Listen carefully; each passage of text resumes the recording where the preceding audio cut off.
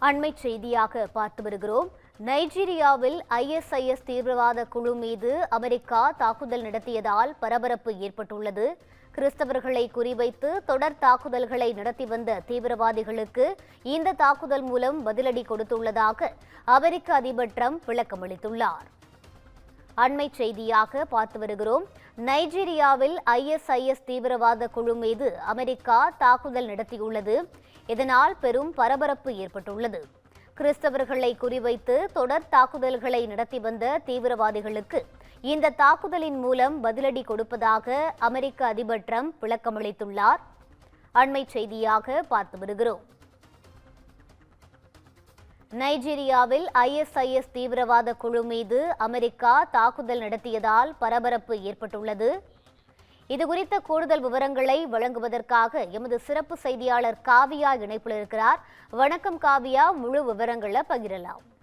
வணக்கம் ரூபி. நைஜீரியாவில் ISIS தீவிரவாத குழு மீது சக்தி வாய்ந்த தாக்குதலை அமெரிக்கா நடத்தியுள்ளதாக அந்நாட்டின் அதிபர் டிரம்ப் அறிவித்திருக்கிறார். முன்னதாக நைஜீரியாவை குறிவைத்து அமெரிக்க அதிபர் டொனால்ட் டிரம்ப் புதிய அச்சுறுத்தல் ஒன்றை விடுத்திருந்தார்.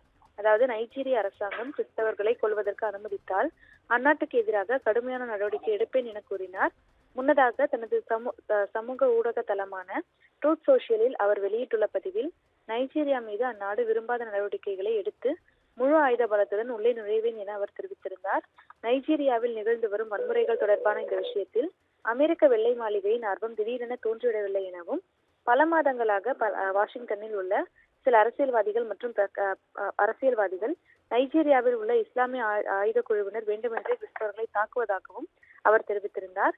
இருப்பினும் இத்தகைய முடிவுக்கு வருவதற்கு வித்திட்ட தகவல்களை உறுதி செய்வது கடினம் என்பதையும், தொடர்ந்து இதற்காக பயன்படுத்தப்படும் தகவல்கள் முற்றிலும் துல்லியமாக இருக்காது எனவும் கண்டறியப்பட்டதாக பல்வேறு தரப்பினர் தெரிவித்திருந்தனர்.